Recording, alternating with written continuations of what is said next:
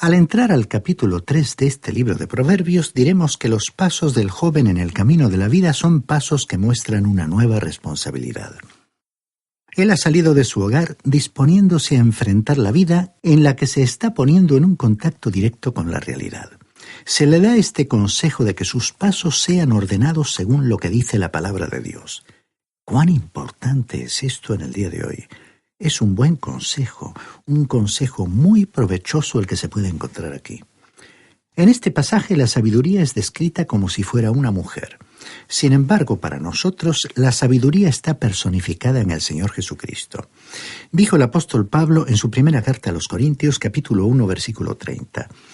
Pero por Él estáis vosotros en Cristo Jesús, el cual nos ha sido hecho por Dios sabiduría. El joven, en realidad, necesita a Cristo. Veamos ahora el versículo 1 en el cual se comienza a considerar que el joven tiene que escuchar la ley de Dios. Hijo mío, no te olvides de mi ley, y que tu corazón guarde mis mandamientos. Estos proverbios también están encabezados por la expresión hijo mío. Tenemos que entender que estamos en un contexto judío. No obstante, estos consejos tienen gran importancia para nosotros hoy. Dice aquí que tu corazón guarde mis mandamientos. ¿No es esa declaración algo interesante? Eso es algo más que simplemente someterse a una obligación.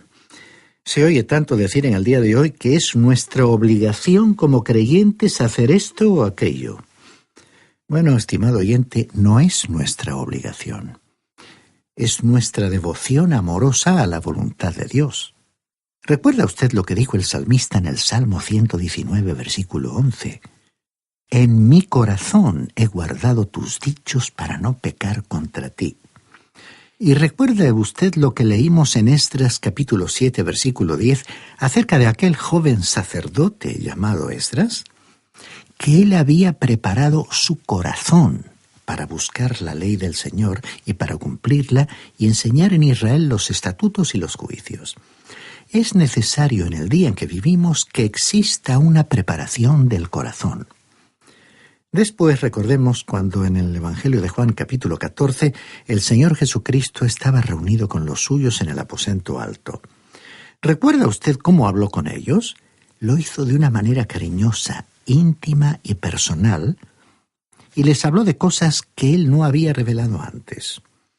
Les dijo, según el capítulo 14 del Evangelio de Juan, versículo 23, «El que me ama, mi palabra guardará, y mi Padre le amará, y vendremos a él y haremos morada con él». ¿Le ama usted, estimado oyente? Si le ama, entonces él quiere hablar con usted. Así que no lo consideremos una obligación.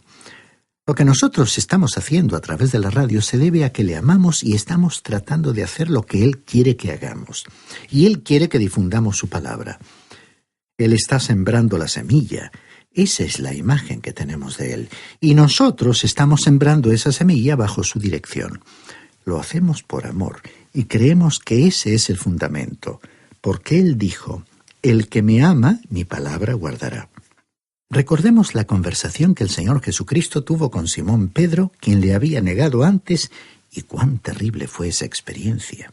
Después de la resurrección, cuando se encontraba en el mar de Galilea, Cristo había preparado el desayuno para ellos en la playa, y cuando Simón Pedro se presentó ante él, creemos que ni siquiera le quería mirar al Señor Jesús a los ojos.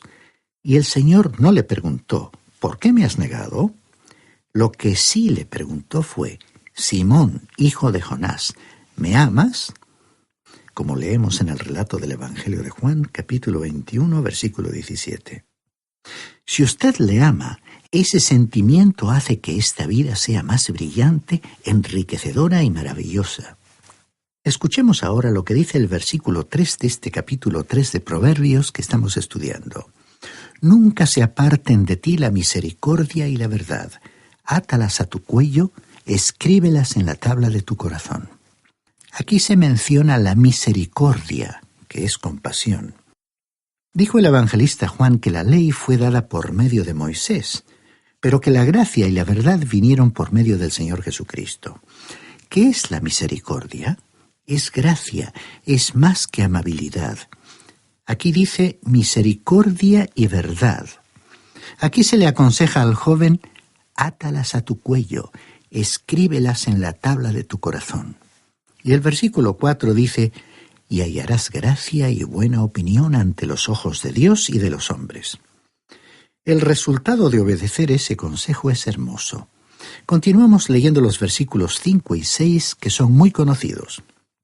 Confía en el Señor con todo tu corazón y no te apoyes en tu propia prudencia. Reconócelo en todos tus caminos y Él hará derechas tus sendas. Y no solo son conocidos estos versículos, sino también favoritos. Y nos preguntamos a veces si aquellos que están recitando estos versículos se dan cuenta de la rica veta de verdad de donde proceden. Tenemos que recordar que estos proverbios fueron directamente dirigidos al que estudia concienzudamente la palabra de Dios. Tal como Pablo le dijo al joven predicador en su segunda carta a Timoteo, capítulo 2, versículo 15. Procura con diligencia presentarte a Dios aprobado como obrero que no tiene de qué avergonzarse, que usa bien la palabra de verdad. Habiendo estudiado la palabra de Dios y sabiendo algo acerca de la misericordia o compasión, de la gracia y de la verdad de Dios, y aferrándose a estas realidades, el escritor le aconseja al joven lo que hemos leído en estos versículos 5 y 6, que en otra versión dicen: confía en el Señor de todo tu corazón y no en tu propia inteligencia. Reconócelo en todos tus caminos y Él allanará tus sendas. Ahora reflexionemos por un momento. Tenemos aquí un consejo muy solemne y aún así ofrece una certeza maravillosa de guía en un camino de paz. ¡Qué contraste con Proverbios capítulo 28, versículo 26, que dice: el que confía en su propio corazón es necio! Por otra parte, es una hermosa experiencia el poder confiar en Cristo con todo el corazón, el entregarse y comprometerse totalmente con Él. Este compromiso completo, integral, es muy necesario en el día de hoy. A veces nos encontramos enfrentados a situaciones que no nos agradan, en las que nos sentimos inseguros, poco seguros o en peligro. Aquí dice: fíate del Señor de todo tu corazón y no te apoyes en tu propia prudencia. Y así, Él nos ha guiado hasta aquí a través de circunstancias problemáticas y variadas, y lo seguirá haciendo.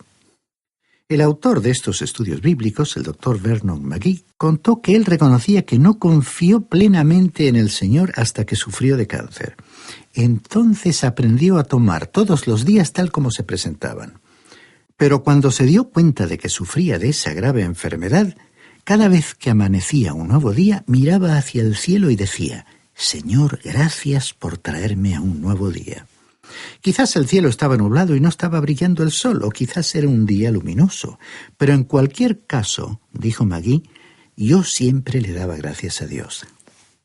Y con respecto a este último proverbio, reconócelo en todos tus caminos y Él hará derechas tus sendas, dijo el citado profesor que le llevó mucho tiempo aprender qué significaban esas palabras en su vida práctica.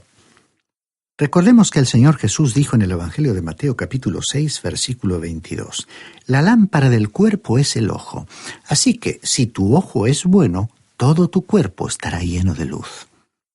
Hay un hecho sorprendente. Si usted se entrega a Dios comprometiéndose con Él, cuando se encuentra recorriendo cierto sendero de la vida o realizando alguna actividad, es sorprendente cómo todo lo demás ocupa su debido lugar. Entonces todo su cuerpo está lleno de luz.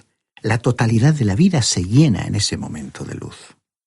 Ahora, en los versículos 7 y 8 de este capítulo 3 de Proverbios leemos: no seas sabio en tu propia opinión, sino teme al Señor y apártate del mal, porque esto será medicina para tus músculos y refrigerio para tus huesos.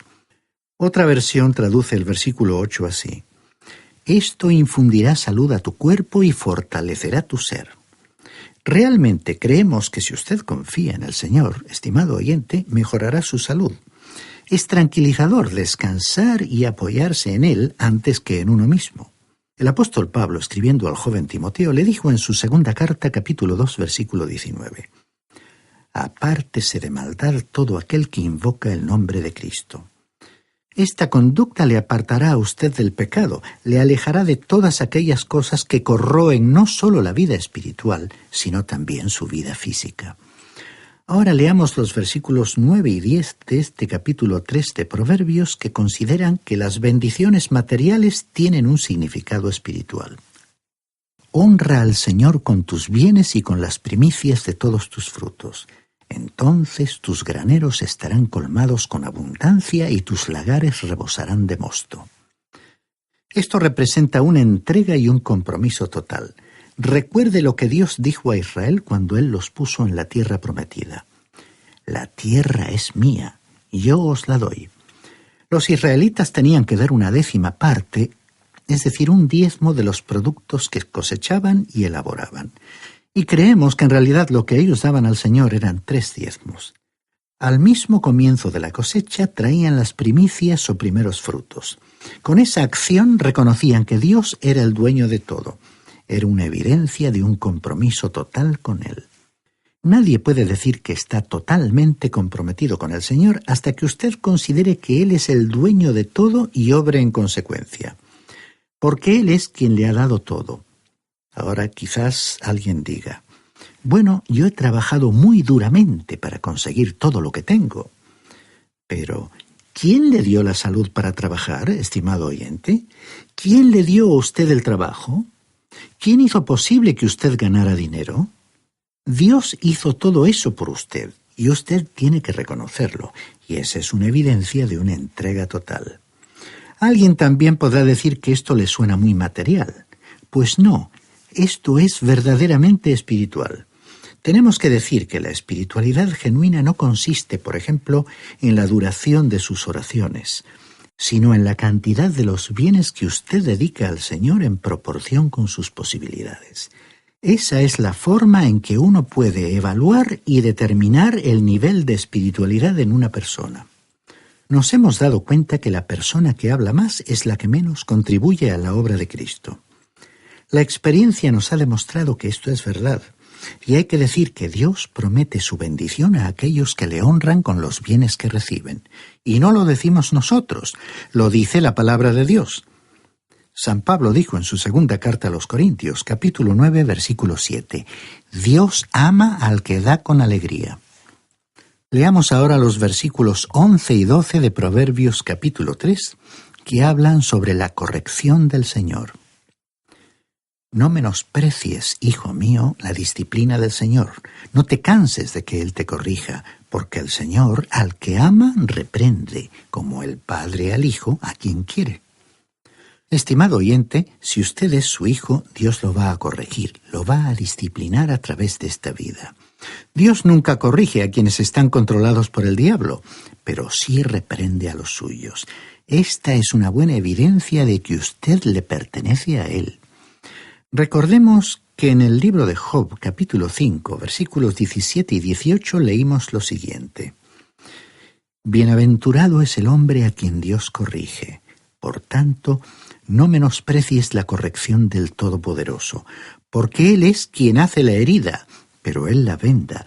Él golpea, pero sus manos curan. Ahora, recordemos que corregir, disciplinar, no es castigar. A veces se confunde el castigo con la disciplina. El criminal ha de ser castigado, pero el hijo ha de ser corregido, es decir, reprendido, disciplinado. Y este es el método que Dios usa para los suyos, para aquellos que le pertenecen.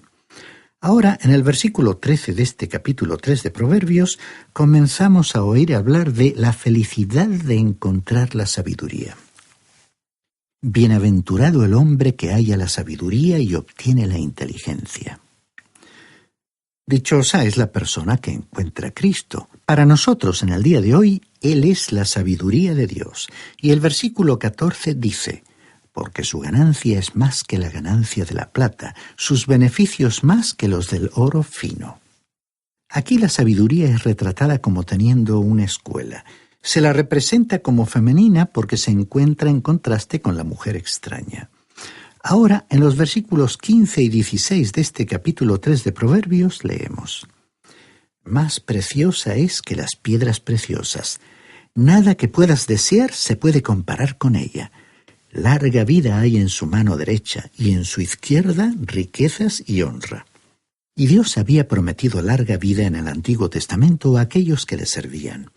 Aquí se presenta a la sabiduría como superior en valor a las cosas más deseables o codiciables que se pueden encontrar en esta tierra y por las que el ser humano ha realizado los mayores sacrificios, los esfuerzos más arduos, llegando incluso a dar su vida por ellas. O sea que la sabiduría de Dios, su palabra y el conocimiento de la misma es el tesoro más valioso que el ser humano puede encontrar. Estas palabras constituyen un estímulo para que profundicemos lo más posible en nuestro estudio de la Biblia, para encontrar los tesoros espirituales y el mensaje que Dios quiere comunicarnos. Y después se nos dice en los versículos 17 y 18 de este capítulo 3 de Proverbios: sus caminos son caminos placenteros, todas sus sendas paz. Es árbol de vida para los que de ella echan mano, y dichosos son los que la retienen. Requiere estudio, esfuerzo y tiempo asimilar la palabra de Dios. El Espíritu de Dios no abre la palabra de Dios a las mentes perezosas, sino a aquellos que están despiertos, con la mente dispuesta y que desean aprender y conocer la voluntad de Dios. Uno de los grandes problemas hoy es que muchas personas no están dispuestas a hacer el esfuerzo de estudiar la Biblia. Mucha de esta pereza es ocultada con una jerga y tópicos piadosos. Algunos parece que han desarrollado un vocabulario cuidado que suena bien y oculta una gran ignorancia de la palabra de Dios. Es cierto que su estudio requiere trabajo, pero los caminos de la sabiduría son caminos agradables y todos sus senderos son senderos de paz. Leamos ahora los versículos 19 y 20. El Señor fundó la tierra con sabiduría, afirmó los cielos con inteligencia. Con su ciencia los mares fueron divididos y destilan rocío los cielos. Usted y yo vivimos en un universo que está sumamente ordenado. Muchos de los que trabajan en el programa espacial son cristianos y nos alegra saber que muchos de ellos escuchan este programa en otros países y lo apoyan. Nos resulta extraño que las personas que estudian las leyes de la naturaleza y exploran los secretos del universo no lleguen a la conclusión de que vivimos en un universo que no pudo simplemente surgir de la nada. Y si así fue, ¿cómo surgió y cuándo? Este universo está tan ordenado que el hombre puede subir a una nave espacial, pilotarla a través del espacio hasta otro planeta como la Luna, por ejemplo, y regresar. El ser humano se considera muy inteligente, pero todo lo que ha podido hacer es descubrir algunas leyes de Dios que mantienen a todo el universo funcionando como un gigantesco ordenador. Estimado oyente, si este universo surgió así de la nada, gradual o repentinamente, no podría funcionar con tanta precisión. La gente del programa espacial puede proyectar ese pequeño ordenador de múltiples funciones y enviarlo en una nave al espacio en el momento más apropiado y hacia el lugar previamente determinado, porque Dios ha establecido leyes muy exactas. Dios creó esas leyes en su sabiduría y tenemos que reconocer la inteligencia de Dios. Él seguramente apreciaría mucho que nosotros mostráramos más inteligencia y un mayor conocimiento de Él y de sus caminos. Y eso solo podemos hacerlo en su escuela, que es la Biblia. Leamos ahora el versículo 21. Hijo mío, no se aparten estas cosas de tus ojos. Guarda la prudencia y la discreción. Aquí en la expresión «no se aparten estas cosas de tus ojos» se refiere al conocimiento de Dios, que imprime un carácter de calidad a la persona. Y finalmente por hoy dice el versículo 22 de este capítulo 3 de Proverbios, hablando sobre la prudencia y la discreción. Serán vida para tu alma y adorno para tu cuello. Esta vida para el alma proviene de la sabiduría que se adquiere al estudiar la palabra de Dios. Y estimado oyente, recordemos que la Biblia afirma que la sabiduría de Dios ha sido personificada en el Señor Jesucristo. Él es fuente de vida para el alma, como afirma este último versículo que hemos leído. Es fuente de vida eterna y fuente de vida